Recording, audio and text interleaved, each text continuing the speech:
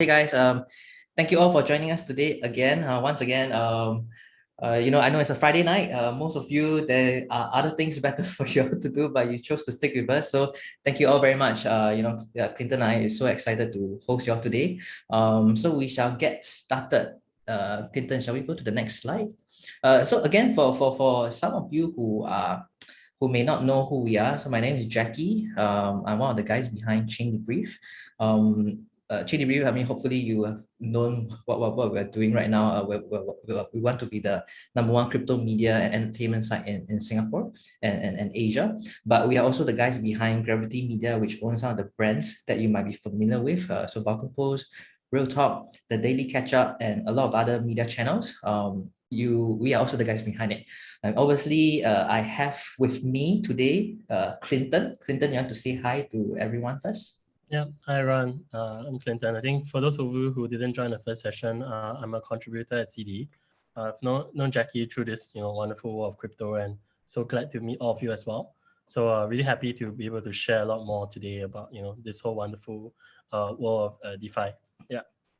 Okay, we go to the next. Actually, Clinton is underselling himself lah. So he just quit his job and he's joining the crypto world, and he cannot really share where he's going next. But hopefully, in due time, he will be able to share which big ass company he's joining. Okay, we go to the next slide.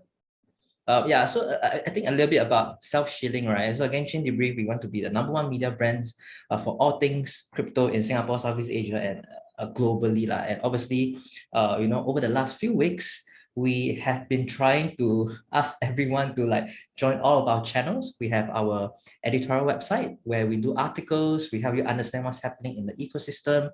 And then we recently launched our video series. That's just one YouTube channel. We have plans to launch multiple YouTube channels as well. And we can't wait to share with you guys. And obviously, other than editorial and video content, we also have our Telegram, we have Discord, we have Twitter. So do follow us on all of our community assets. Okay, Clinton, we go next. Okay, so before we start, right, I think some basic housekeeping rule, please mute yourself so that we have a pleasant experience.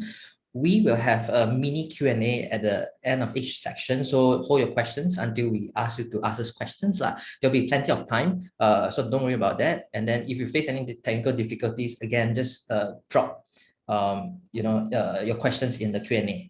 And I think the last thing is it's a Friday night, so please keep the atmosphere fun. Don't feel like there's a stupid question. There's always no stupid questions. There are only stupid answers. So don't worry about asking, and we're all learning from one another.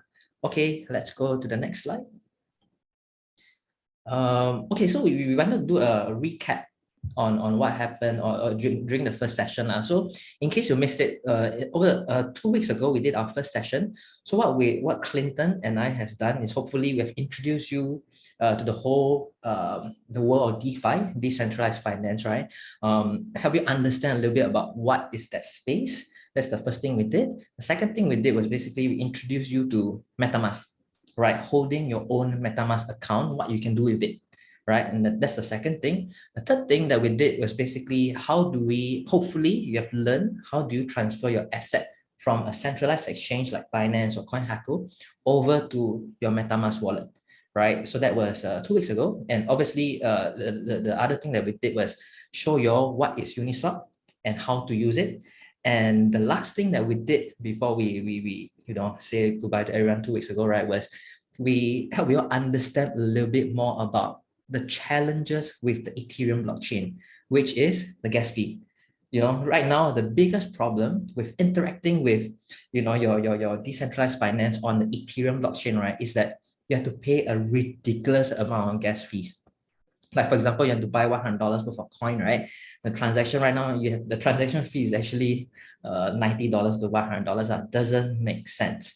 Which leads us to the next slide, which is this session, is that on top of the Ethereum blockchain, right, there are other chains out there that has much cheaper fees, and you can do so much things on it, right? So basically, again, the agenda for today is to introduce you to Binance Smart Chain. What is BSC?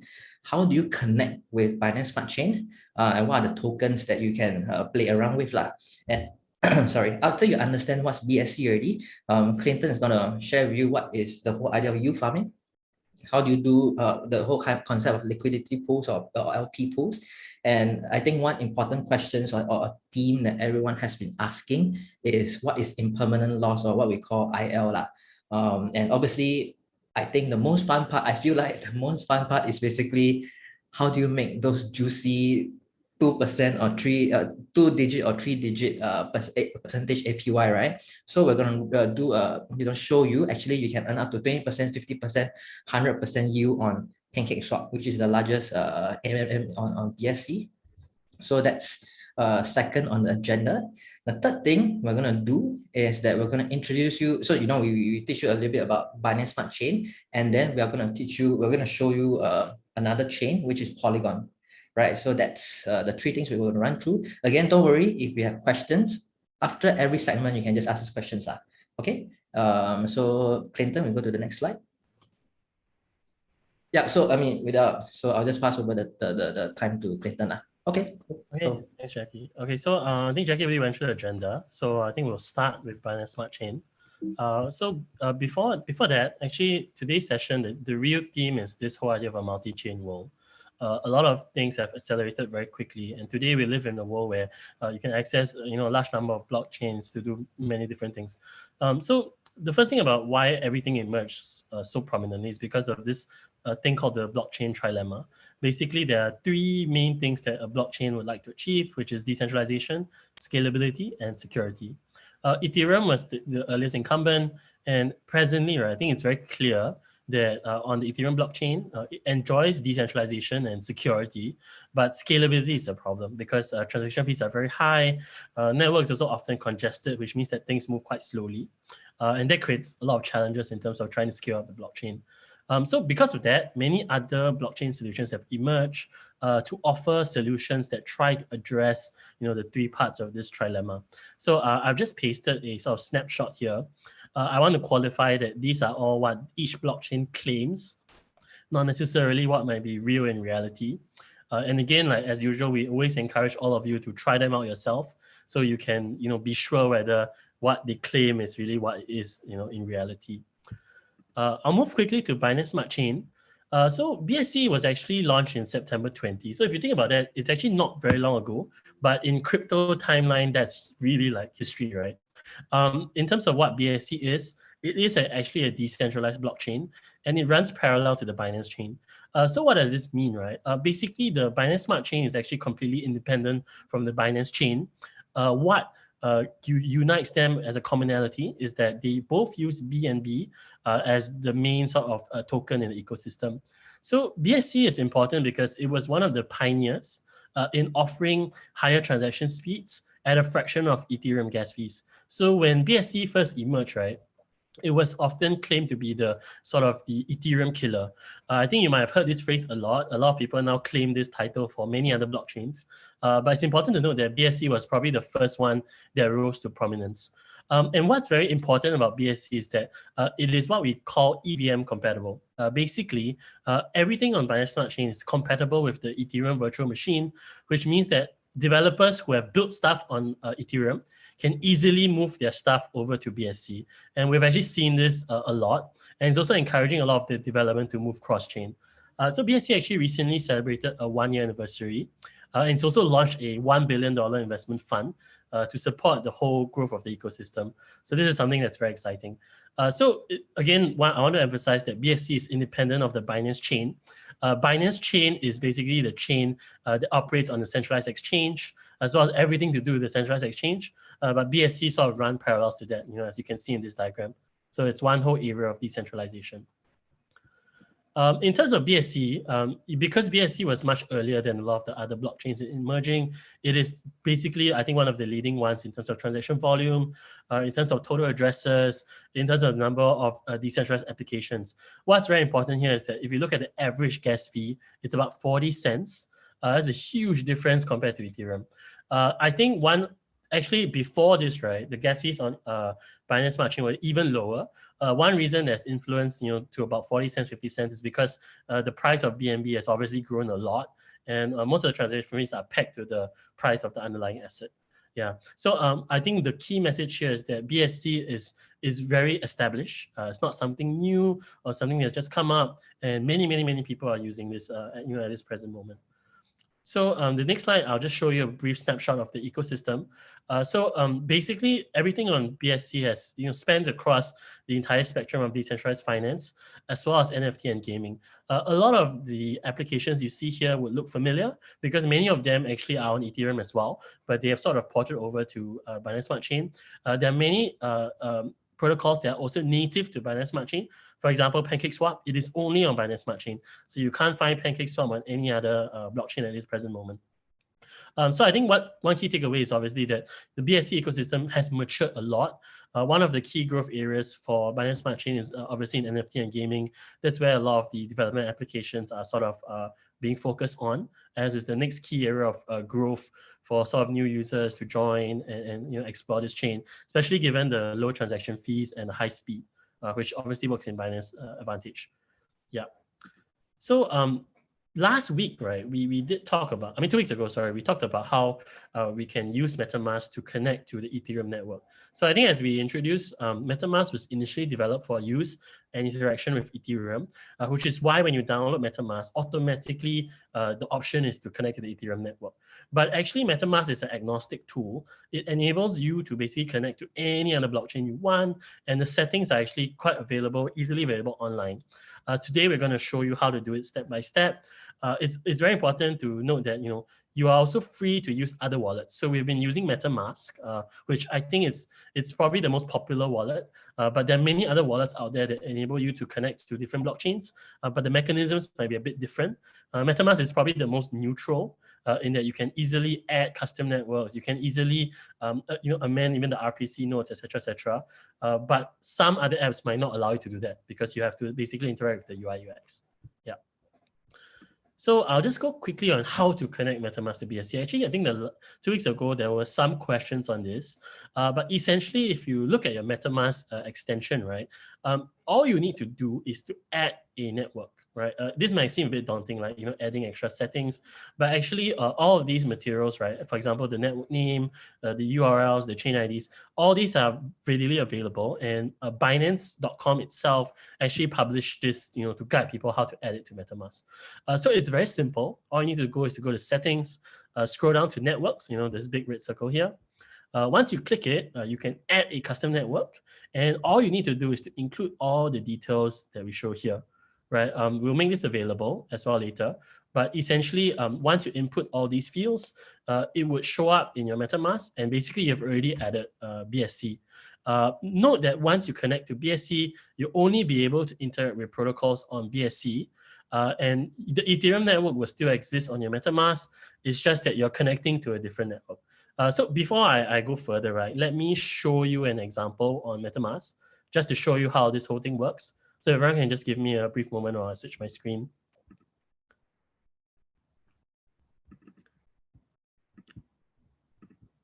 Can everyone see my screen?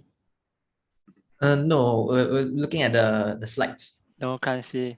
Give me a second. Hey, thank you, sir. Thank you for supporting.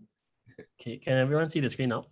Yes, sir. Yes. Okay, great. Okay, so if I click on my MetaMask, all right, you can see that I am connected to the Ethereum mainnet, right? So all I need to do is to go to settings. You click this big colorful button here, right? Scroll down, it goes to settings. And basically, if you scroll down, there's a section that says networks. You can add or edit custom networks. I've already added BSC mainnet. So if I click it, again, you see, I can easily just amend any of these fields. Basically, all I need to do is to follow the instructions, make sure it's exact so that there's no hiccups. Once you add this network, right, it would show up in your MetaMask. Basically, all you need to do is to go to this top section here, where you click the drop-down menu, and you can find the custom networks they've added. So I've added BSC mainnet. So the moment I click BSC mainnet, you can see that the native currency changes to BNB, right? And I don't see anything from my Ethereum wallet. Don't worry. I think some people freak out because they're like, oh, where's my Ethereum? It's gone. It's not in my wallet anymore. But I think as I was sort of talking to Jacky just now, one simple analogy is that imagine you have a very big wallet, right, that has 10 different coin pouches. Each coin pouch is used for a different purpose, right, different network. At any one point in time, when you open one coin pouch, the rest of the pouches have to be closed. So everything is still in your wallet, it's still on the blockchain. It's just that when you connect to different networks, you only see the assets that are native on that blockchain. But the moment I switch back, for example, Ethereum, you can see that my Ethereum stuff is here. So I'll just show you an example where I actually have some Ethereum, right? Very, very small amount so that no one knows how much money I have. But if I switch to Binance Smart Chain, right, my $3 of Ethereum is gone, right? It's very scary, right? But the moment I switch back, it's still there. So what I want to urge everyone is that when you're adding custom networks, don't be worried because all your assets are actually still on the blockchain, which means that even if MetaMask like screws up or anything, it's still on the blockchain. It's not going to disappear. In fact, right, because your wallet address is unique, you can actually restore your wallet using other apps as well. Actually, that's possible. So I just want to qualify that and give everyone an idea. Okay, so I'll just switch back to the main screen. Just give me a moment.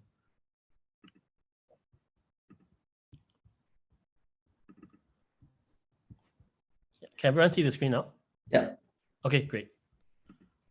Okay, so as I switched just now to BSC, right, you can see that the native currency is now BNB. So whenever you add a network to your MetaMask, it's very important to note that the base token would be the token that's used for transaction fees. So when you sort of onboard a new network, you have to make sure that you have the native token in order to begin transacting. So for BSC, the main token is BNB. Okay, and how do you get BNB into your MetaMask? The last time around we showed you how to do it with Ethereum. The concept and the process is exactly the same. All you need to do is to go to any exchange. For this example, we use FTX. Go to FTX, purchase some BNB, right? And what this would show you is that when you buy the BNB, it will not tell you what token format the BNB is in. But in reality, because Binance Smart Chain and Binance Chain, as I mentioned just now, they're actually parallel chains, right? They are different, but they are interlinked. They actually operate using the same token, but the same token actually has two different formats. The first format is BEP2, which as you can see here, it refers to the Binance Chain format. The second token is what we call a BEP20, which is the BSC format. For all the users out here, don't worry. When you withdraw BNB from FTX, right, there's actually no need for you to think about which token format you're buying. What you need to remember is which token format you are withdrawing. So once you input your MetaMask address here, all you need to do is to select the right withdrawal method. If you're interacting with the Binance Smart Chain, always select BSC, right? And just remember this simple rule. When you're interacting with the Binance Smart Chain, select BSC, right? This is the cardinal rule. And once you do that, your assets will basically be transferred in the correct token format, right? So in a way, it's kind of dummy proof, but you do need to double check. I would sort of give an analogy like when you're withdrawing funds to another bank account, you would definitely double check the bank account number. You also check that it's the correct, for example, SWIFT code if you're using an overseas transfer. So I think it's the same process. You just need to make sure you double check this. Once you do that, basically the token asset will show up on your MetaMask wallet and you can begin transacting. So it's as simple as that. Adding a network on MetaMask is just about inputting in the network details. Getting assets on a different blockchain to your MetaMask is as simple as transferring it from your exchange to MetaMask itself. So it's almost the same as Ethereum, except that now it's on Binance Smart Chain.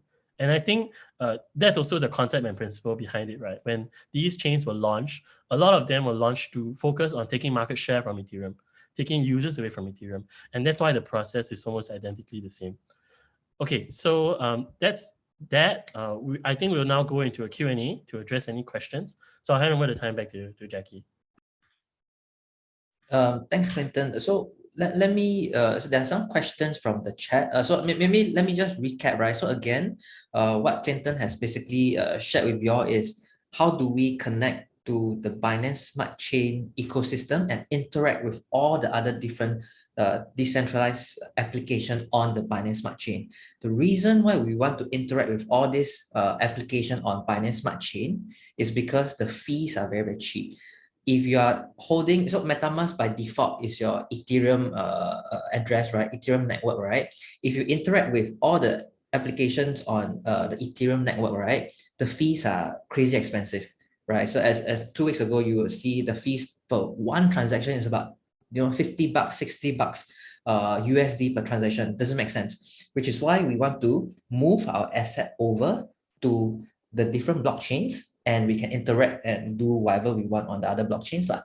So hopefully that's a good primer to the whole BSC lah.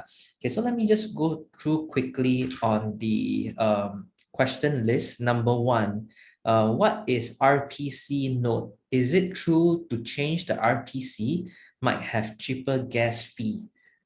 Clinton, you want to answer this? Yeah, no. So the nodes are actually the different validators. So if you go to the official developer websites, right, they actually give you a list of nodes you can choose from. So you can choose any of them. The gas fees actually don't differ that much. It's dependent on the congestion on the network, actually. So the main factor is congestion. Choosing a different one doesn't give you lower gas fees. It might give you slightly higher performance if you choose a node that's less congested. But I think, it doesn't really matter from my own personal experience. Yeah. Yeah. Sorry, there was a question on, there was a request. Can you show the slide of creating the BSC network on MetaMask? Yeah, I think Okay, we'll just leave this slide here. Yeah. While we answer Okay. the Q&A. Yeah. So the second question is, which is the preferred method for you guys to get money into your MetaMask wallet? So the easiest way to get money into your MetaMask wallet is basically, you're right to basically buy the native token from a centralized exchange and send it to MetaMask. That's the easiest and fastest way, which is what Clinton has mentioned in the slide itself lah. So like, for example, let's say if you're connected to other chains like Solana, for example, or Harmony, for example, what I would do is I will buy the native token from Binance or like whichever centralized exchange and transfer it to your MetaMask, and then that will serve as the fee for you to do whatever transactions you want lah. Yeah. So I think that should be the second question. The third question is, once your crypto portfolio gets bigger, is it better to secure with hardware wallets like Ledger or Trezor that works with MetaMask for more security? I mean, the answer is yes lah, for security reason. I think we also briefly spoke about this 2 weeks ago. So Clinton mentioned that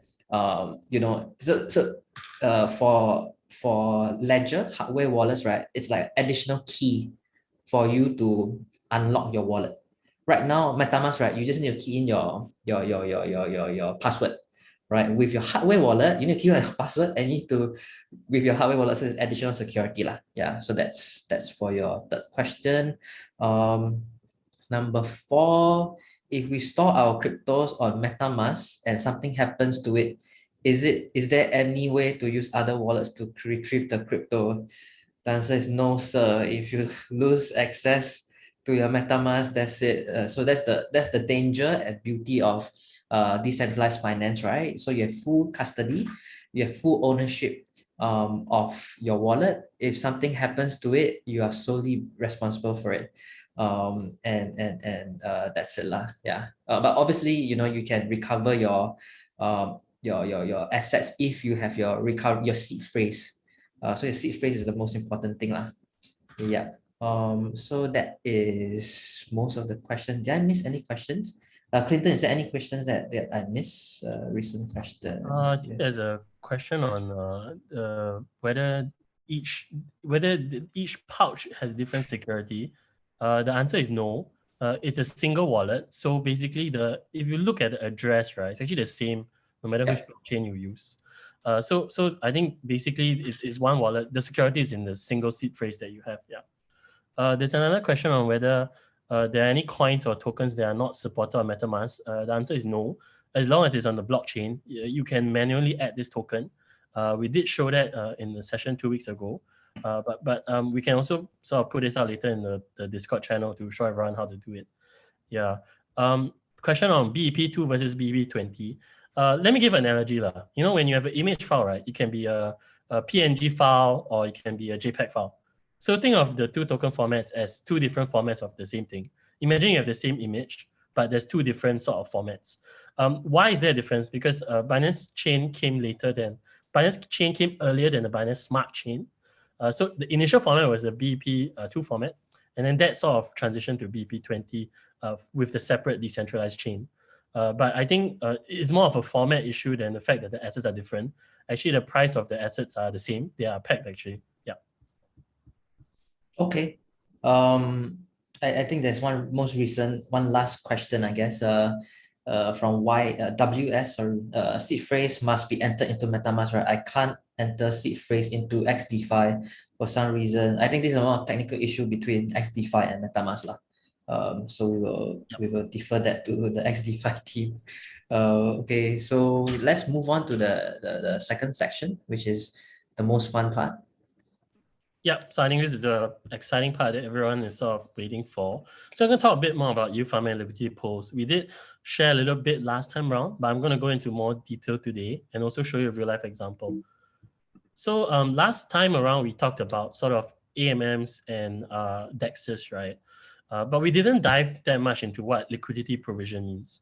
So when you provide liquidity to a pool, I think what's important to remember is that in an AMM or DEX, when users trade, they are trading against a pool instead of other users. The capital in any pool is contributed by users like you and I, right? And basically, when you provide liquidity, how this works is that you are required to provide it in a pair, in a 50-50 split, which are then swapped for LP tokens. So, for example, a simple pair might be BNB and Cake, right? So in this pair, people will be swapping BNB for Cake or Cake for BNB, right? And when you provide liquidity, you have to provide it in this 50-50 split at the prevailing price. When you provide this tokens, you are swapping your pair of tokens into this thing called liquidity pool token. And this LP token is actually added to the asset pool, which is what users interact with when they trade the asset in AMM. So in exchange for providing liquidity, you get two things. One is you get a cut of all the trading fees because you're essentially the capital provider. Secondly, often, basically, the DEXes and AMMs reward users for putting liquidity by giving you a yield, which is expressed in an APR. So that's the annual rate of return for your capital. However, obviously, there are risks. The first risk is that you are exposed to changes in the fluctuations of the underlying price in your token, which you will otherwise be exposed to even if you just held the token by itself, right? But the more important thing is that you are actually exposed to this thing called impermanent loss, which I will cover 2 slides down, because this is a concept that you do need to grasp your head around, as we think about liquidity provision. Before I go to that, why do people provide liquidity? Because they want to farm yield. So yield farming is a very simple concept in DeFi, where basically in the absence of centralized institutions, all capital is provided by users like you and I. And because of that, we are rewarded for providing our capital because this is the risk capital that's in the pool that people are trading. So in all AMMs and DEXes, you can generate yield in 2 ways. The first is, of course, by providing liquidity, as I mentioned. But what if LP provision is too risky, right? You're providing 2 assets, it's a bit confusing, and there's this concept called impermanent loss. Actually, a lot of DEXes allow you to stake single assets, where you literally just lock up one asset, and it gives you a yield for that. We will show you this later, because this is the simplest way to get into yield farming without any of the confusion that's associated with liquidity provision. But before that, I do want to talk about impermanent loss, because this is the part that confuses everyone when they are thinking about LP provision, because they think it's like, I'm putting in capital, how come suddenly what I'm getting back is different? So essentially, right, when users trade within the pool, right, what this happens is that every time someone buys or sells asset against the pool, an arbitrage trader will come in to equalize sort of the impact of the price change in the pool so that the ratio reflects the current prices.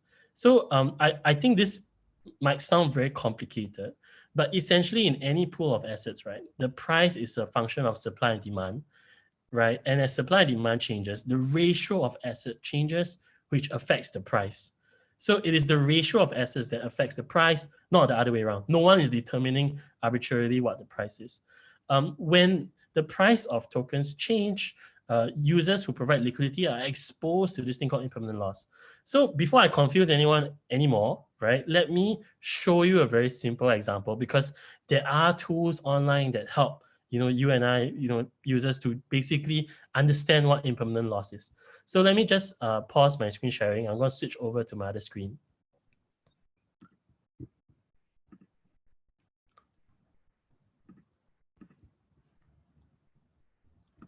Okay, can everyone see my screen? Yep. Yes. Okay, so let's say you're providing two different tokens, right? Let's say the first token is $2,000 and the second token is $5, right? And let's say in the future, the first token goes down to 1,008 and the second token stays the same, right? So the impermanent loss calculator shows you that basically, if you didn't provide liquidity, right, you would, imagine you had $1,000 invested in both tokens, right? 50-50 split, 500 each. You would have lost $50 from the change in price. However, if you provided liquidity, right, the ratio of assets starts to change, which means that the value that you get back is a bit lower. So I'm showing you a very non-drastic example, but if I whack these numbers down, right, so let's say your first asset halves in price, right? If you were to only hold the two tokens separately, you would have lost $250, half of your 500 from one side, because the other one stays the same. But if you provided liquidity, you actually lose more, because the ratio of tokens in the pool starts to move, and basically you would have lost 5%, 5.7% more than you would have if you had just held the tokens individually. I would encourage everyone to play around with this tool to understand the impact of price changes on your sort of liquidity tokens. It's very hard to explain the mechanics. So the easiest way is really to just play around with this tool, and you can see if something moves by 50%, 20%, how much would I lose, how much would I gain? If I flip this around, right, let's say the future price of token A doubles, right? If you had held both tokens, right, you would have earned $500, right, from one side of the pool, because that's double. But if you had provided liquidity, you would have earned less, right, because the ratio of the tokens has shifted in the pool. So it applies both ways. You can lose more, but you also earn less. But a general rule of LP provision is if you provide LP and both tokens are going up in price, even though you earn less, you are still earning. So I think this is a very simple concept for everyone to sort of just remember when you provide liquidity. It's a question of degree as to how much you are earning or losing. But let's say, I'll give you an even more drastic example, right? Token A becomes $0, right? What does this look like, right? Basically, everything's gone, right? All liquidity is gone. So you have to be wary of that, right? So I think when you go into sort of this whole DeFi space, sometimes people attract you with very, very high yields, right? Like triple digit, 4 digits. But you have to understand the risk profile of these assets, because when the token goes to zero, there's nothing left to trade. And that means your liquidity pool token is worthless, right? Yeah. So, but if you had not done this, you would still have half of your other token, right? Right. So it's very important to just remember these concepts. We will share this link. This is actually a public open source tool. Anyone can use it, and basically just need type 4 numbers and the results will come out. Yeah. So just bear with me. I'll just shift back to my previous screen.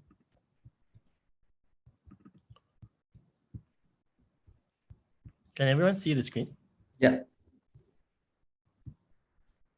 Okay, I'll carry on. So I've covered sort of impermanent loss. So let's talk about PancakeSwap. This is really exciting because this is where you sort of start your yield farming journey. The reason why we chose PancakeSwap is a few reasons. Firstly, right, PancakeSwap was actually launched in September 20, right about the time when BSC was launching. It's actually a fork of Uniswap, which means that it is a clone of Uniswap. If this freaks you out, don't be freaked out. PancakeSwap has grown so much over the last year and has become basically the #1 AMM and DEX amongst all protocols across all blockchains, right, by volume and users. Some of the numbers here are quite staggering. Total $11 billion staked, locked in the protocol, 31 million trades in the last 30 days, 2.8 million active users in the last 30 days. So for anyone who's worried about the legitimacy of a platform like PancakeSwap, it sounds like very cute, but actually this is really, really established in the DeFi world. Anyone you talk to who's in crypto will know what PancakeSwap is, even if they don't really use Binance Smart Chain. Okay, so now the exciting part. How do you stake tokens on PancakeSwap? So it's actually a very, very, very simple process. Today, what we're going to cover is single asset staking, which means you put in one asset, right? And then you get a yield on that. So all you need to do is to go to the PancakeSwap homepage, connect your wallet. You do need to exchange BNB for Cake. So what's cake? Cake is actually the native token in PancakeSwap. So within the protocol itself, most stuff is done with cake. So most people actually stake cake to earn more cake. So the rewards are paid out in cake, which has a monetary value to it. So once you have cake, what you can do is simply go to the pool where you can just stake your cake, right? Today, I'll show you this in the website later, but basically all you need to do is to go to this page, open up the single asset staking pool, enable staking your asset. This will be a pop-up that will ask for permission to spend your cake. Once you approve that, you can stake your cake, and then you will start to see magic money appear in terms of the yield. So if you look at the APY here, it's about 76%. When PancakeSwap first started, right, this number was an insane number. In fact, it was 3 digits for the longest time, right? Now that PancakeSwap is very, very established, this number has come down a lot, right? But if you think about it logically, the protocol is a lot more established, and this rate is 20, 30 times more of what you get in your bank, right? And it's something that you definitely should remember when you're exploring this space, because these are riskier assets in crypto, but they also offer you much higher returns, which otherwise are not possible in the traditional finance world. So I'm going to switch my screen to the website. So just give me a second again. Okay, so PancakeSwap is a very cute website. Everyone can see my screen, right? Yes. You can see pancakes. They just launched a new NFT for the bunnies. So it's also very exciting. So how do you connect to PancakeSwap? It's very simple. Go to MetaMask. Make sure you are on the Binance Smart Chain mainnet. Even if you're not, right, when you click Connect Wallet, it gives you some options. You click MetaMask. Actually, MetaMask is smart enough to tell you to switch the network, right? And if you click it, basically you're on Binance Smart Chain already. So I don't have any money in this wallet, but basically once I connect, I can interact with the protocol. So I can trade, can go to exchange and trade tokens. So if I can show you, just type cake and you can swap the cake, right, for BNB. But what you need to do once you do that is to go to pools, right? And you can see suddenly all these exciting numbers. So what we recommend to you is to explore the cake staking pool, because all you're doing is basically once you click enable, you can spend your cake. And once you deposit your cake, you will start to see cake accumulating in the protocol, which is linked to your account. So as of today, the APY is currently 73.9%. PancakeSwap has upgraded itself. So when you click this calculator number, you can see, right, if you stake, let's say $1,000 of cake, in 1 year, what's your ROI, right? And these are real. These are not fake. Basically, based on the current rate of return, what you will get. So if you were to stake $1,000 today, in 1 year, assuming the rates hold, you will get $740 in profit, right? Your $1,000, what's the risk here? The risk here is the price of cake, because you bought cake at a certain price to stake it. If the price of cake changes, that would affect the underlying amount of capital that you have. This is very important to note, right? All these numbers will update in real time. So they show you how many cake is staked, right? You can see these numbers moving actually as we are talking, right? But basically, once you do that, you can see how much return you get. You can scroll down. There are actually many other assets, that will allow you to earn other assets. So for example, if I stake cake, I can earn this other asset called ramp. And there are so many options here. You can go and explore slowly. But the concept for syrup pools is simple. Simply stake cake to get something else, right? That something else is basically your reward token.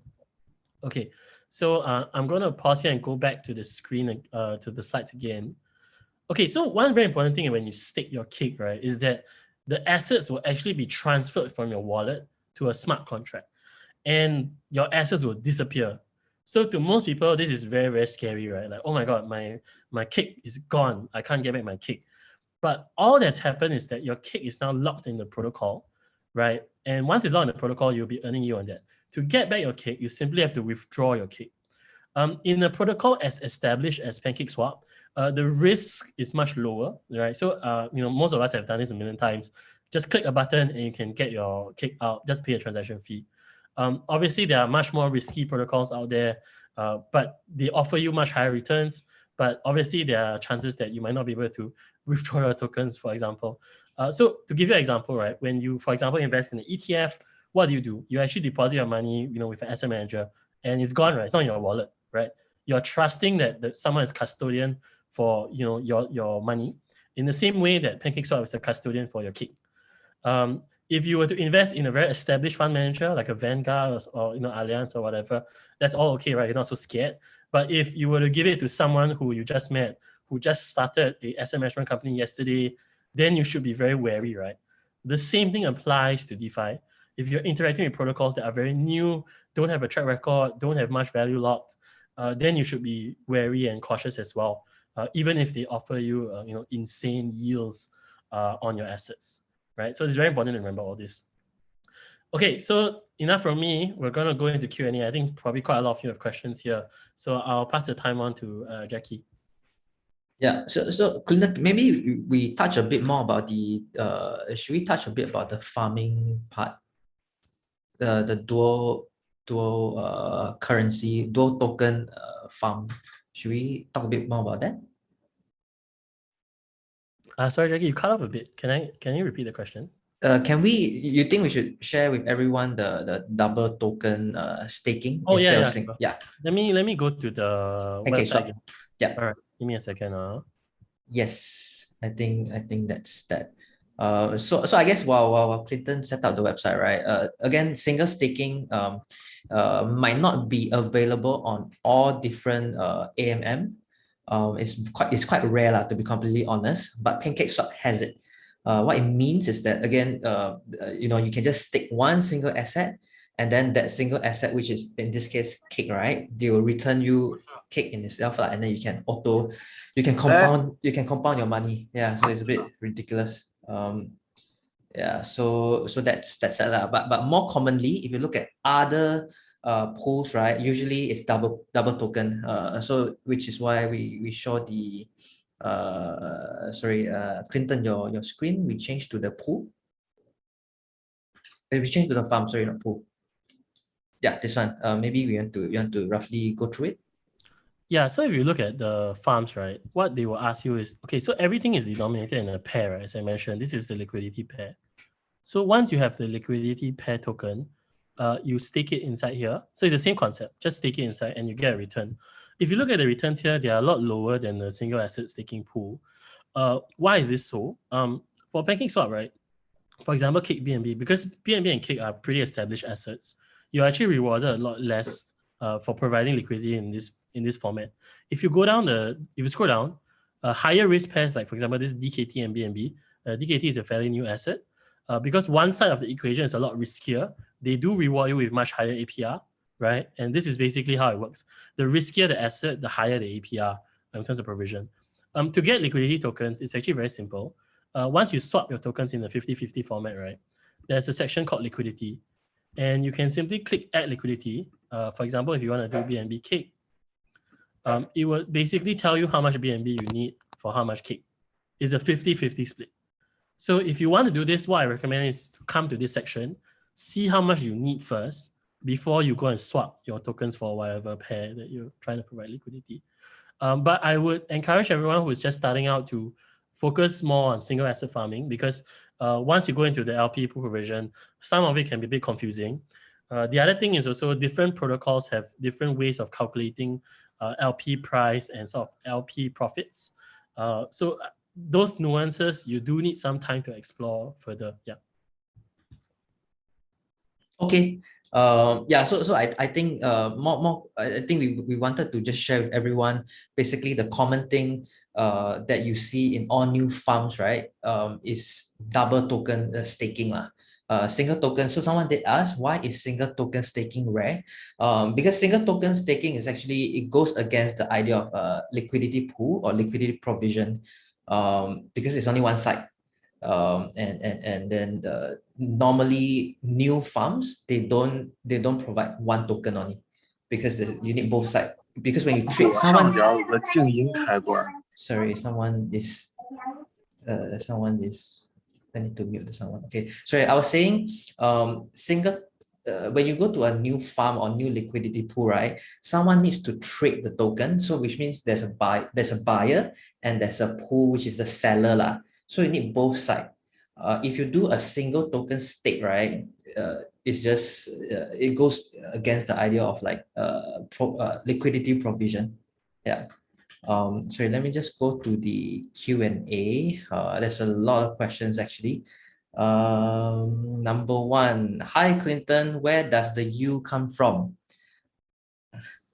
So maybe Okay. I can just Jacky, go first. briefly share. Basically, there are two things.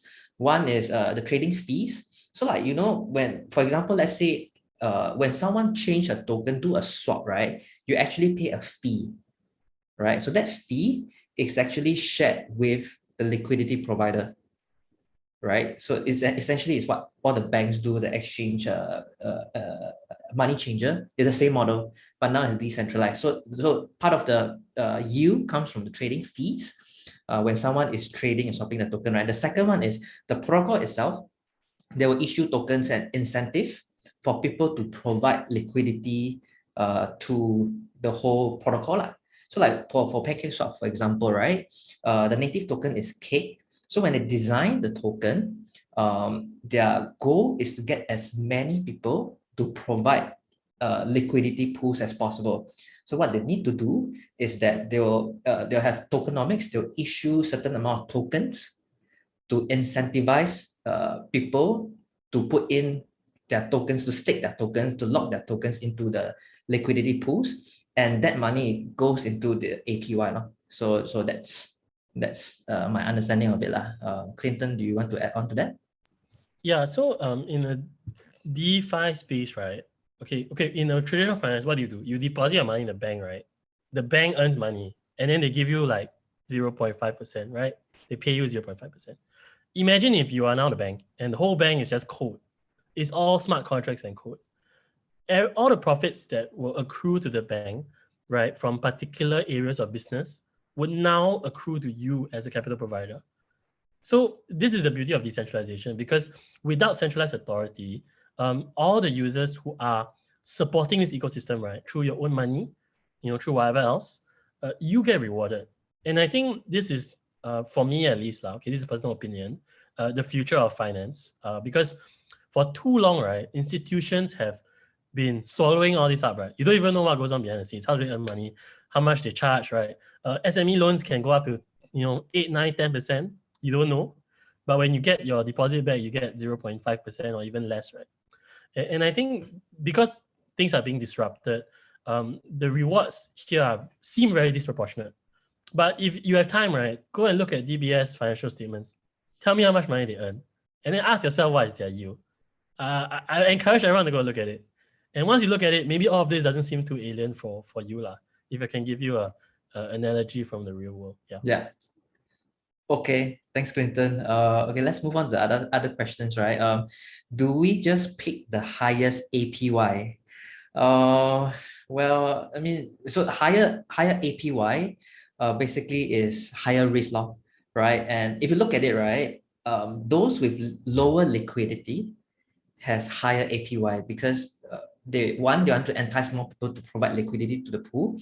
Two, because low liquidity means higher risk and it's a higher risk asset lah. So do we just pick the highest APY? I mean, if you have high risk, then high reward law. And I think that's my answer to that lah. If you have the token, then yes, you should just go ahead and just provide LP tokens into that liquidity pool. So like for example, let's say if I have a Dogecoin or new Shiba coin, right? And then that particular APY is like 1000%. If you have token, then you can just go ahead and go for it lah. But if you have a stable token, so for example, let's say if you have Binance, BNB, or like Cake, for example, right? Should you then swap to the higher risk APY token to chase the yield, right? You have to understand that there are risks involved in this law, and you have to make the call for yourself lah. Yeah, so that's just from my end lah. Clinton, you have anything to add on? Yeah, so I think you have to bear in mind that there's price risk for whatever token you swap to. The other thing I would say is that API is actually not a constant thing. It changes very dynamically. So for example, when a pool just launched, right, API might be like 6 digits, but within 30 minutes, it might become like 2 digits. Yeah. Because a lot of people put in their money. Yeah. So I think you also need to be cognizant of this because it's dynamic, it's based on supply and demand. But I think the more important thing is to basically do some research to understand the underlying token, what it's being used for, why do you like it, before you do it. That's the only way to have some sort of fundamental call or take on the token itself. Yeah. Okay. Hopefully that answers your question. There's another question. How do you spot a legit and good one, especially spotting those potential rug one? So I think Clinton briefly mentioned about this also. So there's a lot of AMM or automated market makers like PancakeSwap, right? There's a lot of exchanges like this. They're being launched every single day, every single week on different blockchains, right? I think it's safer to go with the top three in terms of TVL. So personally, for me, what I do is that I go, if I, for example, I want to go on Binance Smart Chain to do yield farm and to earn yields, right? I will choose the top three by total value locked. The more money that I feel like is being locked in a particular ecosystem means that there are more investors, there are more people who are more confident in that particular exchange. And it's more, safer for me, and that's how I choose which one is which one should I choose lah. I think that's how I would see it. Clinton, you got anything to add on to this? Yeah, I think I would encourage everyone to be very careful. If something seems too good to be true, usually it is. Usually there's a lot of risk. Yeah. I think one other thing I would say is that for more established platforms like PancakeSwap, right, when you go to the swap, right, there's actually a list of tokens that are sort of more established. Anyone can actually create a token, and sometimes they'll give you a warning to say, hey, this token anyone can create is not in our list. Do you want to trade it? Usually that's a sign that the token is quite early or might potentially have some risk. That's when you should take a deeper look at it. But I think for asset like Cake, right, which is why we sort of recommended it, it's been around for a year. It hasn't gone to zero. PancakeSwap is a huge ecosystem. It generates a lot of trading fees because a lot of people use it, right? Look at the number of users and transactions. I think that gives you some more security in terms of what you feel, what this might mean for you versus something that like might not even have anything at this moment. So I think it's just important to do your homework. Yeah. Okay, actually there's a lot of questions. Maybe we needed to briefly zoom through them, zoom. So let me just pick, after that we'll come back to this again when we wrap up everything, right? Let me just see. Once you stake in PancakeSwap, how do you check the progress? Do you check it after a few months? Just connect MetaMask to PancakeSwap to check? Yes. To answer your questions, yeah, very, very simple. Actually, once you stake your token, right, your money actually start jumping already. You can straight away see how much you earn already, and it's in real time. So we actually wanted to connect our wallet to show you all the jump in terms of the reward. Every couple of seconds you will see your reward already, and you can straight away just if you don't want, you can just remove it and take out everything. There's no waiting time. So to answer your question, you just need to connect to PancakeSwap via the MetaMask and do whatever you want. And actually, the time is actually quite fast one. That's the beauty of blockchain. Let me just see. Does APR go down? Does the APR go down when there are more people providing liquidity or when the asset pair gets more reputable? Yes, the answer is yes. The more people providing the liquidity, the API goes down because the reward is shared by more people. So your individual APY will drop. As simple as that. Okay. I think, let me see the last few questions. What is the difference between SushiSwap and PancakeSwap? Which is better? SushiSwap is on Ethereum network, and PancakeSwap is on Binance Smart Chain. So it's two different chains. But yeah, I mean, if I address it correctly. So both is the same thing. They have minor differences, minor feature difference. The core feature is the same. They allow people to, provide token swapping, do yield farming, all those kind of stuff. But SushiSwap is on Ethereum mainnet, and then for BSC, PancakeSwap is on Binance Smart Chain. Obviously, the fees is different. So PancakeSwap is much, much cheaper.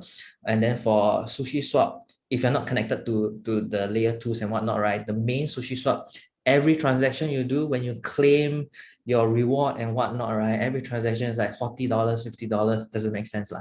Yeah, so anyway, there's too many questions already. We will just hold on this. Maybe we will get the team to reply some of the questions in a bit. Let us move on to the next segment before we come back to this again.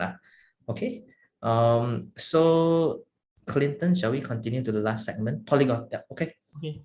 So I'm just going to talk briefly about Polygon. So other than BSC, right, there are actually a lot of other L1 blockchains. So I think you've heard of Solana, you've heard of, Cardano, etc., etc. But there are also L2 solutions. So what are L2 solutions? L2 solutions are actually layers that are built around or on top of the existing blockchain, any blockchain, which help to address the trilemma that we talked about just now. So for example, right, one of the most prominent ones is called Polygon MATIC. Basically, what it does is there's an additional chain that's built on top of Ethereum that allows higher transaction volume as well as lower costs. So today we're going to talk about MATIC because MATIC is the most prominent one. There are a few others, like for example, there's one called Immutable. Immutable is going to power the TikTok NFT platform. And there's also one called Optimism, etc., which also are being used for different purposes. So MATIC is already being used quite popularly, and in terms of mass adoption, it's pretty big. Yeah. The ecosystem for MATIC is also very big. As every blockchain grows, you start to see a lot of apps spawning up. A lot of these look a bit more familiar because most of them are actually on Ethereum, just that they do have a version of MATIC, which allows users to interact on the MATIC platform for much lower fees and much faster speed. In terms of how to connect MetaMask to Polygon, it's exactly the same with Binance Smart Chain, except that you're adding Polygon as a network. So basically, you go through the same steps, but instead of adding what I showed you just now, you have to add the Polygon MATIC metrics for the RPC, chain ID, etc. And this enables you to collect to Polygon instantly, right? There's absolutely no difference. So the multi-chain world is actually very supported by all the apps and ecosystem apps that are being provided because they enable you to collect very seamlessly to every single blockchain. And it's very, very simple. So once you do this, actually the Polygon network will show up on your screen. I'll show it to you later. But before that, for Polygon, I think one important point is about access, right? Because Polygon runs on a sidechain to Ethereum, users actually have to bridge their assets into the Polygon network. And bridging assets involves gas fees and transaction costs that are actually on the Ethereum network. So think of it as trying to move your assets from Ethereum to Polygon, and you need to pay an Ethereum gas fee. Alternatively, a much cheaper way is you can acquire MATIC on a centralized exchange and then transfer it to your MetaMask wallet. I think this method, we've shown it twice already for both Ethereum and for BNB. You can do this for Polygon as well, except right for Polygon, the exchanges which support the MATIC network is a much smaller number. So you do need to do your research and find which exchanges support this before you do it. But today we want to talk about a concept called bridging. Bridging means moving your assets from one blockchain to another. Right, it's a very common analogy is different countries where you move things from one account in a country to another account in another country. You do need to bridge it in terms of the token format, which is why there are tools that are available for you to do it. So today we're going to introduce to you this thing called the Polygon Bridge, the wallet. But basically, what this allows is a very seamless tool to allow you to bridge assets from Polygon from Ethereum to Polygon. And basically, all you need to do is to connect a wallet to the Polygon bridge, and you can do it very easily. So let me switch my screen, and I can just show it to you very quickly.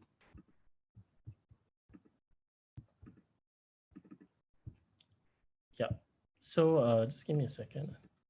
Okay, so if you go to the Polygon Web Wallet website, right, you can see that it's very clear that you can see the whole website. Very simple, connect a wallet. Again, right, just go to your MetaMask. Right, and you should be able to connect to the app. So once you click it, they'll send a notification, sign it, and that's it. You're already on the bridge, right? It's very simple.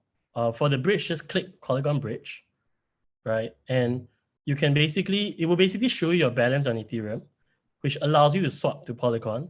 And all you need to do is click transfer and pay the gas fee. So it's actually a very, very, very simple process. It's almost like a sort of a swap between different blockchains, and then you have to wait a while for your assets to appear.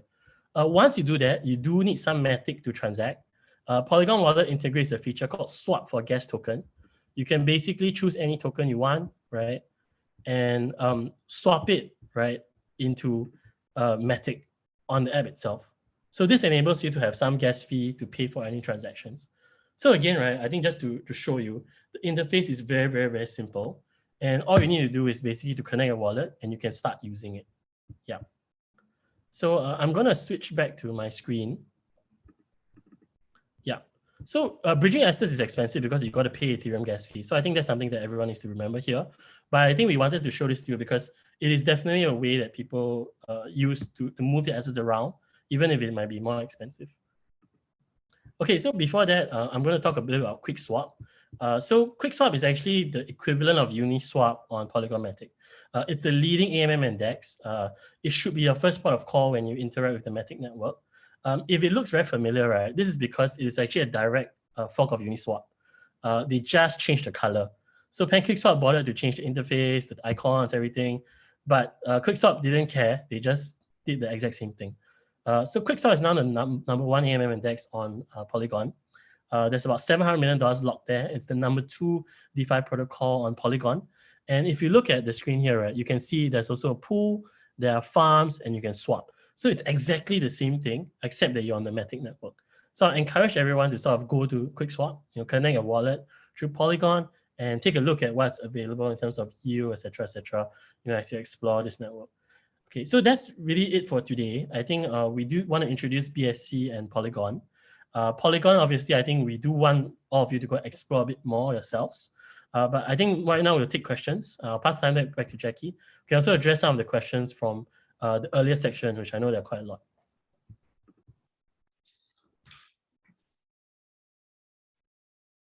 Let's see. Hey guys, we're back. Yeah, so let me just recap, right? So the whole idea what we wanted to do today is basically introduce you all to the different ways. You know how people always say like in crypto, right? You can earn like double-digit, triple-digit yield. Where they're doing it is basically on yield farms or like what we call automated market maker platforms and protocols like QuickSwap and PancakeSwap, right? And obviously, the safer tokens, the more established tokens, the yield are slightly lower, but it's still 20+%, 30+%. And the higher risk one, it can go up to ridiculous amount like 100+%, 200+% a year, or even thousands of APY percentage per year. And essentially that is what everyone meant when they say they're earning a lot of yields from the DeFi and whatnot lah. And obviously, we wanted to introduce you all to the first one, which is Binance Smart Chain. They're the first chain that came out and say like, okay, we are gonna kill Ethereum, right? And they come out with all these features and cheaper fees. So that's Binance Smart Chain. And the second one that we introduce y'all is basically Polygon MATIC, which is a layer 2 solution or network built on top of the Ethereum network. And obviously the biggest, most established automated market maker or like exchange on MATIC is QuickSwap. So we really wanted to just introduce you all to this, and the whole key idea of tonight's session is that the world of multi-chain, right? And this is just two. I mean, obviously right now you heard of a lot of other chains like Solana. They have their own DEXes also, and then Luna, for example, which we are going to cover in the next session.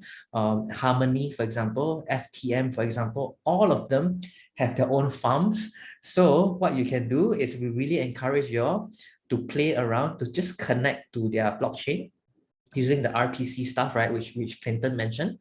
Connect with it, move your asset around. We have articles, we have resources on Chain Debrief. You can ask questions also on how to do that. We are more than happy to guide you in our Telegram group.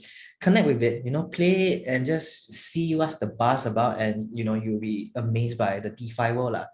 Okay, let me look at some of the questions that some of you asked. The previous question is, where do you check the top 3 TVL? Okay, so there's a few websites. Number one that I can think of is there's this website called DeFi Llama. So DEFI. Llama is the llama, the horse thing. You can see all the different chain, and then the TVL, and you can see which one is has higher TVL. Higher TVL meaning is safer. There's more people putting money. There's more people providing liquidity. It's safer. And obviously on Chain Debrief, I'm trying to show stuff on Chain Debrief. We have a tool called Pulse also. It's at pulse.chaindebrief.com. What you can do is you can track all the TVL of all the different blockchains, and see which one has higher TVL, which one is safe and whatnot lah. So that's that. Does QuickSwap use MetaMask as well? Yes, sir. So QuickSwap, the same thing. So again, your MetaMask, right, is just a wallet with a lot of pouches. The main wallet is your Ethereum wallet. As soon as you sign up for a MetaMask account, right, your default wallet lives on the Ethereum network. Okay, to connect with, let's say, the Binance chain, or like Polygon, or like Solana, I'm not too sure, like FTM, Harmony, for example, you just need to configure the RPC custom details. You add the network, and you can straight away connect to all the different protocols on the blockchain already. So to answer your question, yes, QuickSwap use MetaMask as well. Let me see. What other question do I miss out? The latest one by Tan. Sounds like to interact with most blockchain, you have to acquire the native token first. But the most common method is through a centralized exchange. Or is there other avenues? Yes. So again, I think this is us already. So to interact with the blockchain, you have to have that native token. Binance Smart Chain, for example, you need all the fees are paid in BNB. That's how the blockchain make money, right? And for example, if you want to interact with Polygon network, all the applications on it, right? You need the MATIC token to pay for the fee, right? So to answer your question, yes, you need to acquire the native token first. The most common is yes. The most common way is to buy it through a centralized exchange and transfer it to the wallet that you own, which is your MetaMask address lah. Yeah. But actually quite interesting. If you realize, right, if you read some of the article, right, a lot of new blockchains, what they're trying to do is they are giving out tokens for people to use as gas fee. So Avex, for example, or Avalanche, right, AVAX, they are blockchain also. And for you to interact in their blockchain, right, you need the token to pay for the fees, right? If you sign up for an account, Avex wallet, right, they straight away give you some tokens already. So they're actually giving out a lot of new blockchains. What they're trying to do is they're just giving out tokens, a little bit only lah, like $1-2 lah, and for you to get, for you to try the network lah. So my point is, really interact with the DeFi space and understand different blockchain, and actually, there's so many things that's happening lah. Are there any other questions or not? I think that should be most of the question. What if I swap my other token to the... So Calvin just asked, what if I swap my other token to the platform token? You need the native token also, unfortunately. Yeah, so you can't, so like for example, let's say, so I did a very stupid mistake also. So what I did was basically I transfer Ethereum or whatever into my BSC, hoping that I can change my Ethereum in the wallet, right, to something else, right? But I didn't have BNB to transact, so my token will be stuck inside the wallet. So to interact with the new blockchains, right, you need to have the native token first. If not, your asset will be stuck there because you transfer them. Then to do anything with it, you need transaction fee and you need a native token. Yeah. I think that should be it. Clinton, you have anything to add on? Anyone has any last questions to ask?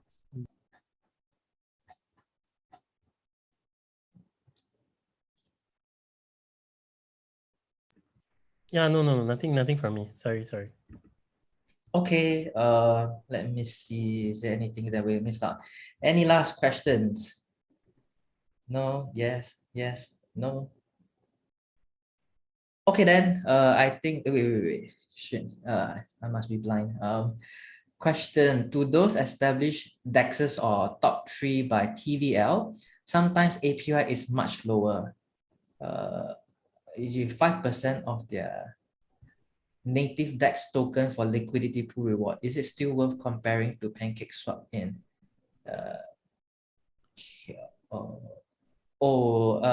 mean, Shen Xian asked like, if the APY is much lower, like 5%, for example, it's up to you, sir. Is if you feel like, personally for me, I feel like if the APY is, if the token is not very common, it's a bit risky one, right? The APY must be at least 50% or 70% for it to make sense for me to, because there's like impermanent loss and there's risk, and then I'm tying up my token inside the liquidity pool, right? I feel like the APY must be at least 50% or 70% for it to make sense for me. That's for me lah. So if you are getting like 5% or like 20% return, it doesn't make sense lah. So yeah, I mean, that's to answer your question lah. A lot of claps. Calvin just asked, if I have 2 different DEX support the same coin, then it will reflect to both DEX, right? I can't seem to understand. Clinton, you understand the question? Calvin. If it's the same token format, yeah, it will be the same coin. Like there's no difference. Whatever DEX you use. So for example, if you trade BNB on different exchanges, right, it will be the same. Yeah. But for example, you can only acquire it on PancakeSwap. You can also buy it on Binance.com. But for us in Singapore now, there's no option anymore. Yeah. Okay. Oh, okay, more questions already. For staking, do you need gas fee? Yes, everything you do on the chain, you need a fee. So everything you do, you need to pay a transaction fee. Yeah. If I buy Ellie asks, if I buy BTC from an exchange, is it considered wrap BTC? Yes. So I think this is a bit more advanced. What happens is that in crypto world, right? How does different blockchain recognize the asset on the main chain and different blockchains, right? What they do is they wrap it to their own version of it lah. So to answer your question, yes, if you buy it from an exchange, if you move the BTC over to other chains, right, most likely the form or format will be called wrap BTC lah. But essentially it's the same thing. BTC and wrap BTC, they all have the same value lah. That's my understanding. If Clinton, if I'm wrong, you can just jump in lah. No, yeah, that's correct. Okay. Jin Liang shit. How is Aave in ETH blockchain but also on Polygon? Is that the same Aave? Yeah, it's the same Aave. Yeah, it's just that Aave is a borrowing and lending platform, right?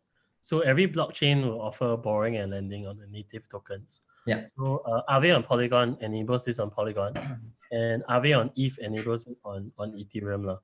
So actually Aave is on a lot of other blockchains also. And I think in the multi-chain world, you will see a lot of protocols actually being on a lot of blockchains, supporting different ecosystems. Yeah. Okay, I think that should be all of the questions already. Thank you all for coming. Thanks Clinton for doing this with us. Again, most of the questions, if you have questions, don't be afraid to ask. Do join our community on Telegram. Ask us questions. I know sometimes, in the Telegram chat, I hope most of you are from the Telegram group. It might sound a bit like daunting or like, what are people talking about? You know what I mean? And they're like talking about very advanced stuff. Don't worry about that. You can just ask questions, because sometimes, to be completely honest with you, right, sometimes I also don't understand what they're talking about. So don't be worried about asking questions lah. And we were just here to learn and help each other. Join the Telegram group if you like what we're doing. It would be helpful if you guys can help us, share our work, share our stuff, and hopefully spread the word of what we're trying to do here at Chain Debrief. But otherwise, I think that should be all. Yes, the poll. Yeah, okay. Okay. Oh, everyone is like waiting. Why is Jacky talking and talking? I just want to collect the Pope lah. Okay, so sorry guys. I almost forgot about this. So yeah, so thank you all for staying here. So for those of you who don't know, so we are running 3 sessions. After every session, right, we'll give you this pope thing. It's like a proof of attendance protocol. It's like a token lah. So this session, what you need to do is you join our Discord. Where is the Discord link? Someone hopefully from the team will post it on the Zoom. If not, you find it on our Telegram. So you join our Discord channel. Under our Discord channel, there's a sub channel called Pope. Okay, very simple. You just need to, there's a Google form there. You fill in your Google form, and the code for tonight's session is CD WAGMI #2.